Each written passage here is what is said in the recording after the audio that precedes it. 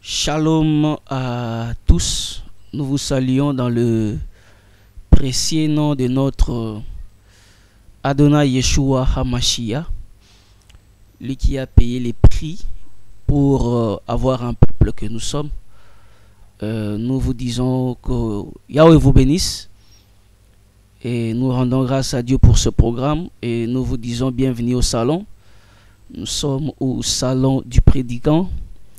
Dans ce premier numéro, vous êtes le bienvenu de partout où vous nous suivez. Vous êtes au Congo, République démocratique du Congo, ici à Kinshasa. Vous êtes en Afrique australe, Afrique de l'Ouest, en Afrique centrale, en Afrique de l'Est. De partout, vous pouvez être même au Maghreb.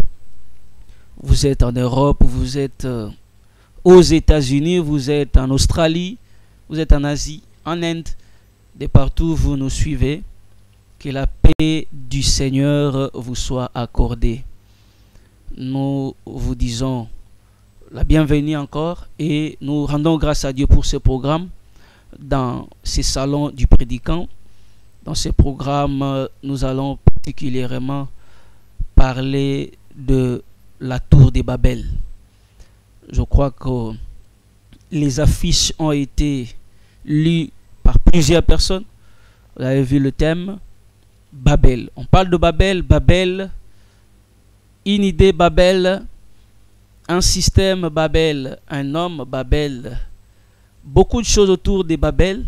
Par la grâce de Dieu, le Seigneur va nous aider à décortiquer ce sujet et à nous instruire par sa volonté, tant soit peu, selon ce qu'il voudra bien sûr, que chacun puisse tirer la part qui lui convient et qui lui a été réservée dès avant la fondation du monde. Que Yeshua vous bénisse de partout où vous êtes. Aujourd'hui, nous sommes à notre premier épisode. C'est notre numéro du début et nous allons planter les décors. On va toucher un peu à tout, mais être précis par rapport à ce que nous allons dire dans ces grands rendez-vous que le Seigneur a pris avec nous. Et pour rappel, nous serons là chaque lundi et chaque jeudi de ce mois d'avril à partir de 20h heure de Kinshasa, et que chacun convertisse les temps en termes de temps universel par rapport à son fuseau horaire.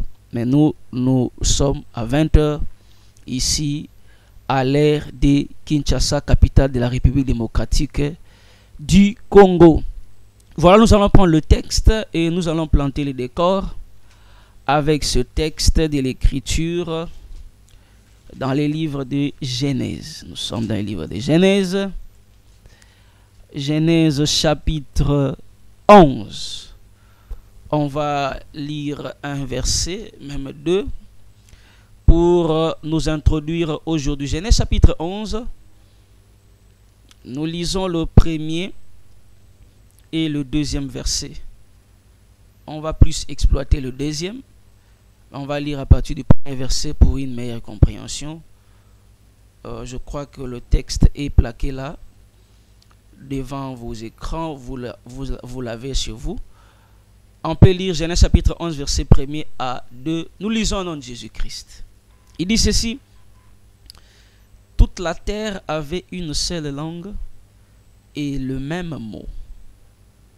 Comme ils étaient partis de l'Orient, ils trouvèrent une plaine au pays des Shinéar, et ils y habitèrent. Je reprends.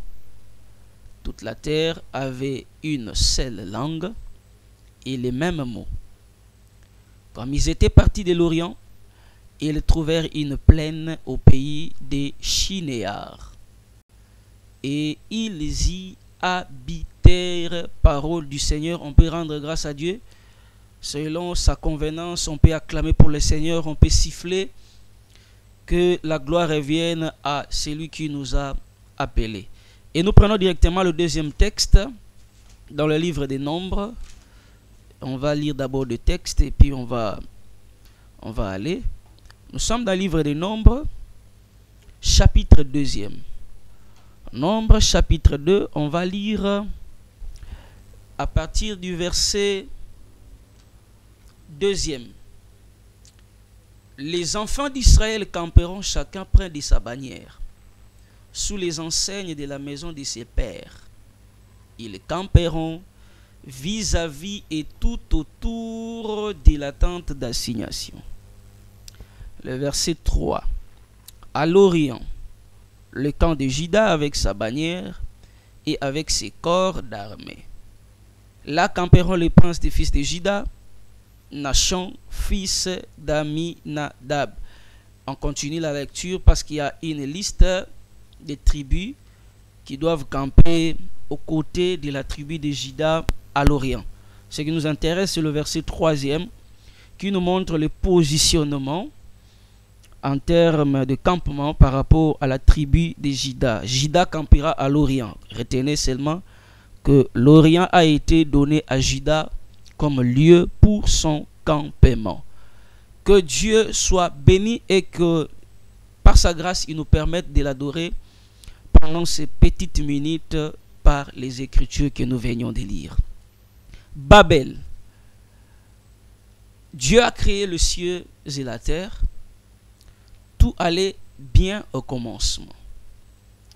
Mais il y a un moment dans cette ligne du temps, le diable interfère et il va interagir avec la femme.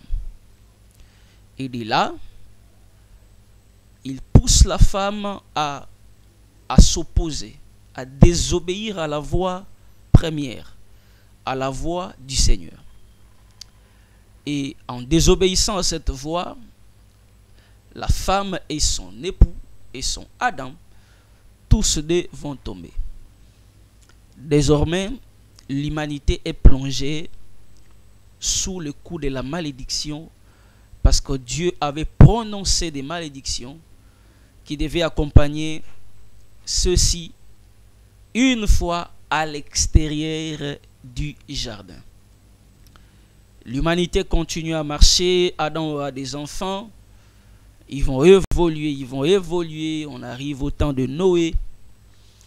Il y aura beaucoup de réalités qui vont surgir, et des réalités d'une manière ou d'une autre qui semblaient être compliquées pour les uns, c'est-à-dire ceux qui se noyaient à travers les déluges, qui semblaient être des bonnes choses par rapport à ceux qui étaient sauvés, c'est-à-dire des gens qui avaient trouvé grâce de se retrouver dans l'arche pour continuer à perpétuer la race humaine sur la terre.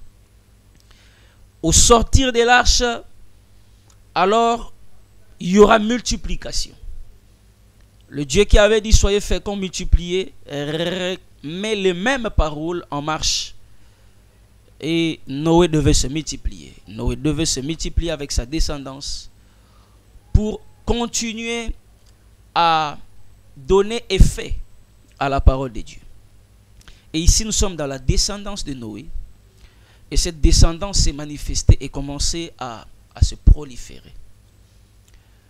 Et sur cette scène, dans la descendance de Noé, ce que je peux m'appeler une parenthèse, on nous montre un mouvement, au chapitre 11, un mouvement démographique, c'est-à-dire un déplacement de peuple, il y a un exode.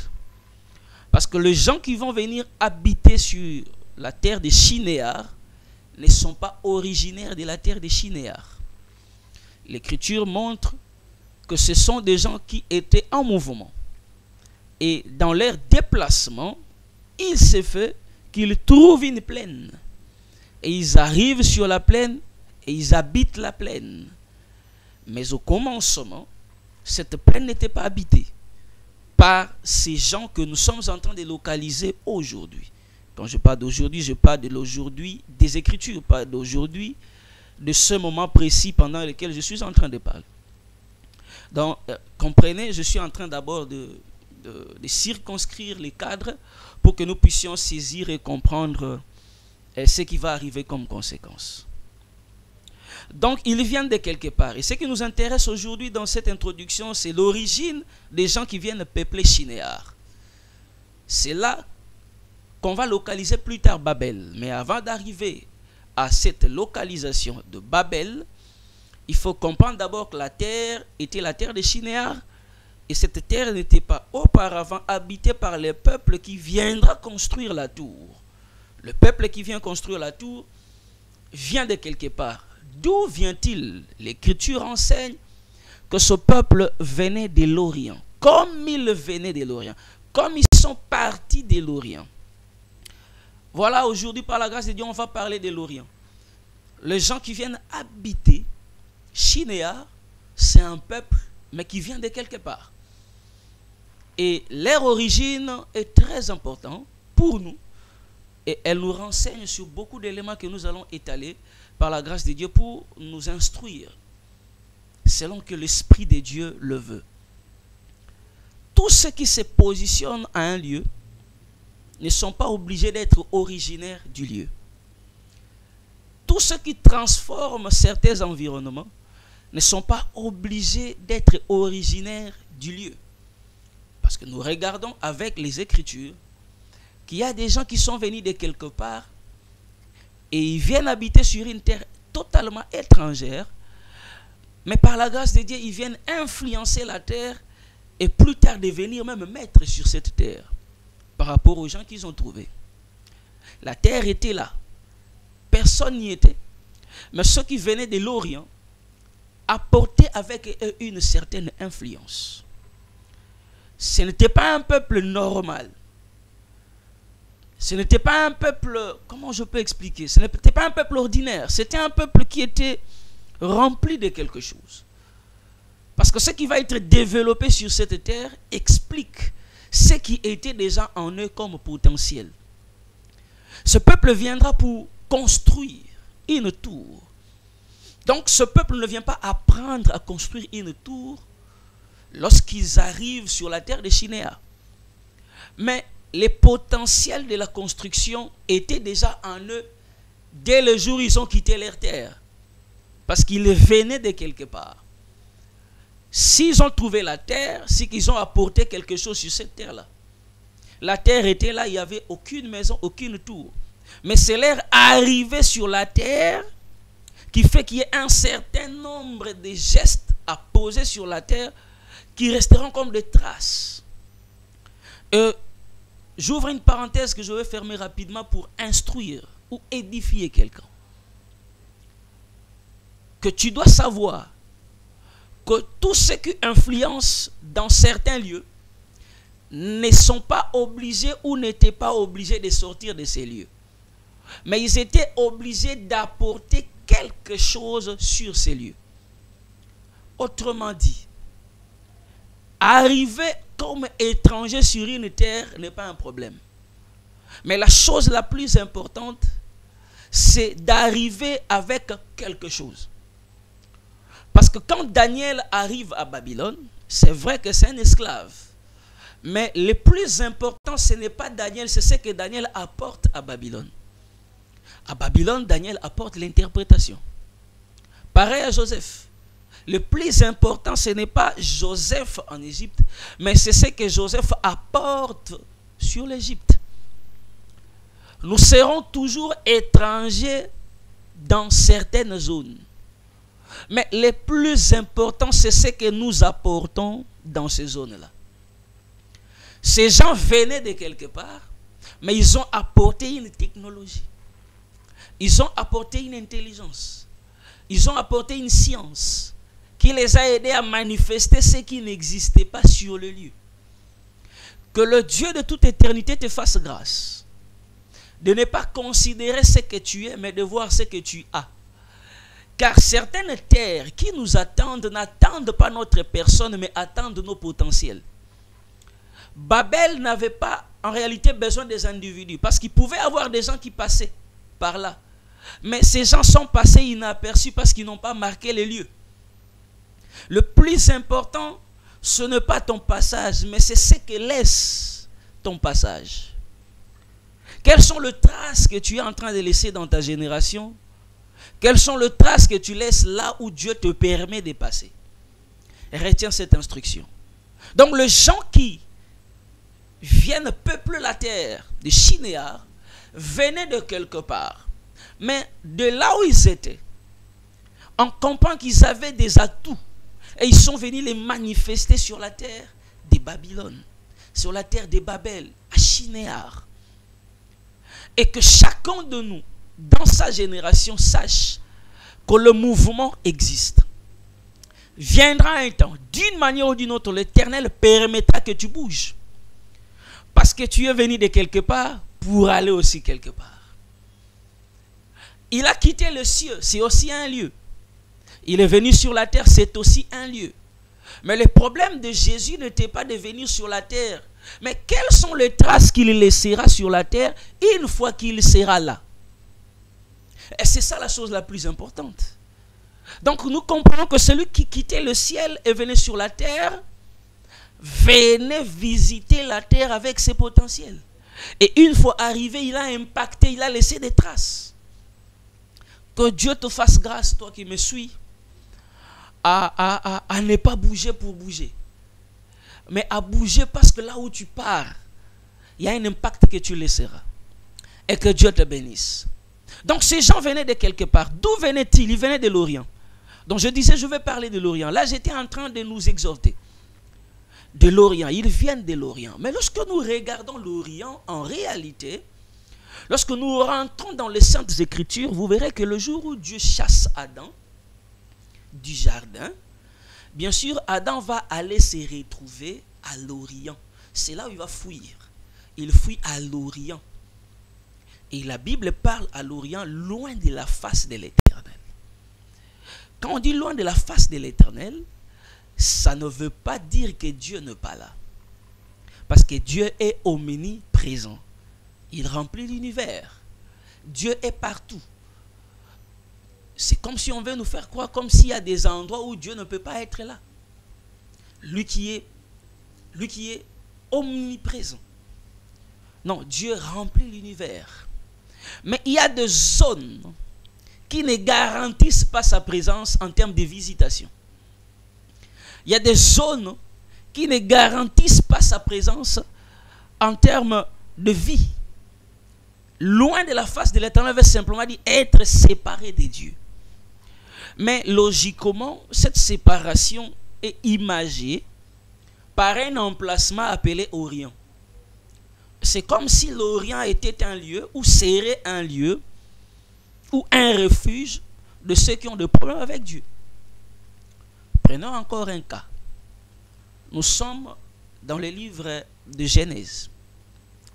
Nous sommes dans le livre de Genèse chapitre 25. Là, nous sommes avec Abraham. Abraham qui partage sa richesse avec ses enfants.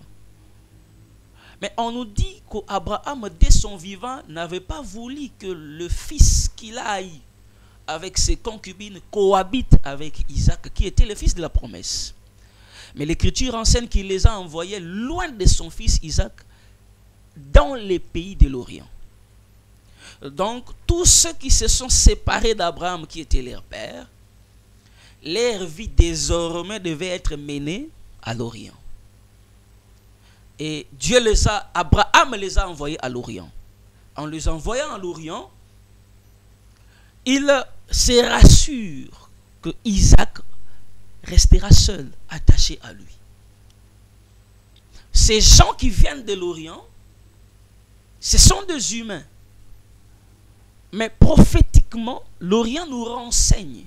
Avec ces deux exemples pris séparément, bien sûr, l'Orient nous renseigne apparemment comme si c'est un environnement rempli de personnes qui, entre guillemets, sembleraient avoir des problèmes avec Dieu. Comme Adam, ayant des problèmes avec Dieu, il se réfugie en l'Orient. Comme les fils d'Abraham, Abraham les envoie se réfugier à l'Orient. Et il garde son fils Isaac avec lui. L'Orient, c'est-à-dire l'Est, dans les Écritures, a toujours été un lieu très problématique. Et si vous regardez, même dans la nature, et là je parle par rapport à notre pays même, toute la RDC est un pays uni. Et nous prenons l'unité nationale de ces pays, de cette nation. Mais nous constatons que l'épine dorsale de notre pays, c'est aussi l'Est. Et cela ne date pas d'aujourd'hui, parce que même dans les Écritures, l'Est a toujours été problématique. Et l'Est était le lieu des hommes qui avaient un problème avec Dieu. Voyez, là où Dieu n'est pas, là où la présence de Dieu n'est pas garantie, c'est là où ces hommes allaient se réfugier. Mais malgré cela, ce que j'aime, ils viennent de là où la présence de Dieu n'est pas garantie, mais cela ne les empêche pas à construire Babel. Si nous retraçons leur origine, on peut simplement dire par ricochet qu'ils viennent d'un environnement dans lequel la présence de Dieu n'est pas garantie. Mais malgré cela, cela ne les a pas empêchés à influencer la terre de Babel. D'une manière ou d'une autre. Et quand ils arrivent, ils influencent la terre. Et les traces qu'ils sont en train de laisser sur la terre sont vues au ciel. Et l'Éternel même vient regarder l'œuvre que ces hommes étaient en train d'accomplir. On va les décortiquer dans la suite. Aujourd'hui, nous sommes en train de donner une idée générale. Donc, vous devez nous retenir qu'autour de Babel, nous allons enseigner et parler des hommes qui viennent de là où la présence de Dieu n'est pas garantie. D'abord, en termes d'origine, ils viennent de l'Est. Ils viennent de l'Orient. Et parce qu'ils viennent de l'Orient, l'Orient est une origine problématique. Et nous allons remarquer par les Écritures que si l'Orient peut faire sortir des hommes qui se sont séparés de Dieu, nous pouvons facilement comprendre que tous ceux qui se séparent de Dieu se joignent à l'ennemi de Dieu. Oui, Jésus l'a dit, celui qui n'est pas avec nous est contre nous. Tous ceux qui sont dans des environnements qui ne sont pas garantis par la présence de Dieu, on ne peut pas dire que Dieu est avec eux. En réalité, il marche avec un autre esprit. Tous ceux qui viennent de l'Orient étaient animés d'un autre esprit. Et le premier esprit que nous localisons dans ces hommes, c'est cet esprit qui les poussait à s'opposer à plusieurs éléments que nous allons détailler dans la suite, qui expliquent même la volonté parfaite de Dieu. Mais que dans la manière de faire de ces hommes, leur logique s'opposait à cette bonne volonté de Dieu, s'opposait à ces principes préétablis par Dieu. Et on va les décortiquer avec le temps. Donc l'Est, retenez-moi par rapport à l'introduction, que le problème ici, c'est l'Orient. L'Orient est un lieu problématique. Mais si l'Orient est problématique, dans un sens, nous devons aussi comprendre que dans les Écritures, l'Orient n'a jamais été toujours problématique. À la lumière de Nombre chapitre 2 que nous avions lu. Là, nous voyons le campement. L'ordre dans le campement. On nous signale qu'en termes de positionnement, la tribu de Juda va camper à l'Orient, c'est-à-dire à l'est du tabernacle. Or, à l'est du tabernacle, là où campe Juda campait juste en face de l'entrée du tabernacle, c'est-à-dire la porte d'entrée du tabernacle n'était pas à l'Occident, c'était à l'Orient. Regardez, on peut comprendre par ici qu'il y a un peuple qui veut influencer Babel, qui sort de l'Orient et vient s'établir sur la terre de Babel. Mais de l'Orient, là, ne sort pas seulement un peuple. L'Orient, dans la prophétie, c'est aussi les lieux donnés à Juda. Donc, autant un peuple sortira de l'Est pour influencer négativement la terre de Babel, autant nous reconnaissons par les Écritures que l'Est a été donné à Juda. Car c'est lui le maître du camp de l'Est, du camp de l'Orient. Tous ceux qui habiteront le camp de l'Orient seront sous la bannière de Juda, gloire à Dieu. Et en face de Juda, c'est l'entrée du tabernacle. Gloire au Seigneur. Donc autant l'Est ou l'Orient est problématique de par la qualité des hommes que l'Est peut fournir, autant la solution à ces problèmes ne peut venir que de l'Est. Gloire à Dieu. Donc si l'Est, l'Orient, peut fournir des personnes dont les origines expliquent l'absence de la présence de Dieu, autant nous reconnaissons que tous ceux qui peuvent se retrouver dans l'Est ont aussi la facilité de rencontrer Juda, parce que le camp de Juda étant en face du tabernacle, en face de la porte du tabernacle, c'est aussi à l'est de ce tabernacle que viendra la solution par rapport à ces problèmes. Donc retenez-moi que l'est est problématique, mais l'est c'est aussi la solution. L'Orient est problématique, l'Orient est aussi la solution. Autant un peuple sortirait ou sortait de l'Orient pour venir influencer négativement la terre de Babel, autant Dieu place Juda et sa bannière à l'est pour former aussi un peuple qui sortira de là, mais sous la bannière de Juda. Cette fois-ci, non pour influencer négativement, mais pour apporter des influences positives afin de dominer là où les dominateurs négatifs venant de l'Est autrefois avaient dominé. Ainsi, Babel sera maintenant un lieu prisé par deux catégories de personnes. Ceux qui viennent de l'Est et ceux qui viennent de l'Est par rapport à la position de Juda. Retenez-moi, aujourd'hui, c'est l'introduction. Je suis en train de poser des bases. Donc nous allons étudier Babel par rapport à ceux qui viennent de l'Est et qui viennent s'établir au pays de Shinéa. Et nous allons étudier Babel par rapport à ceux qui viennent de l'Est mais qui sortent du camp de Juda parce qu'ils venaient d'être sous la bannière de Juda.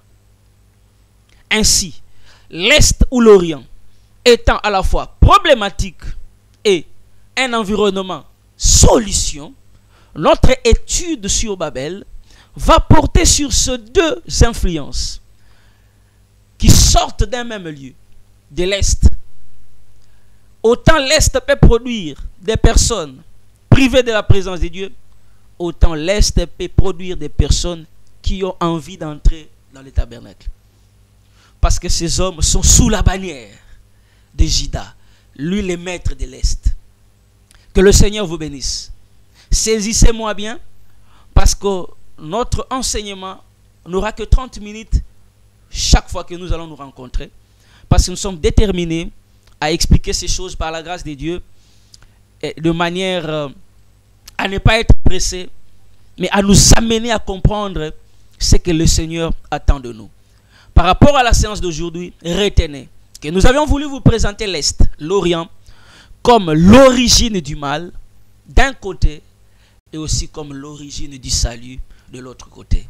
L'origine du mal par rapport à un type de peuple qui sort de l'Est pour influencer négativement la terre de Babel, et par rapport au salut lié à un type de peuple qui est sous la bannière de Juda et qui désire entrer dans le tabernacle, car l'Est pour eux, l'Orient pour eux, par rapport à la présence de Juda, est un environnement solution par rapport aux problèmes liés à Babel. Que le Seigneur vous bénisse, restez connectés et que la grâce et l'amour de notre Dieu vous accompagnent. Shalom dans vos maisons.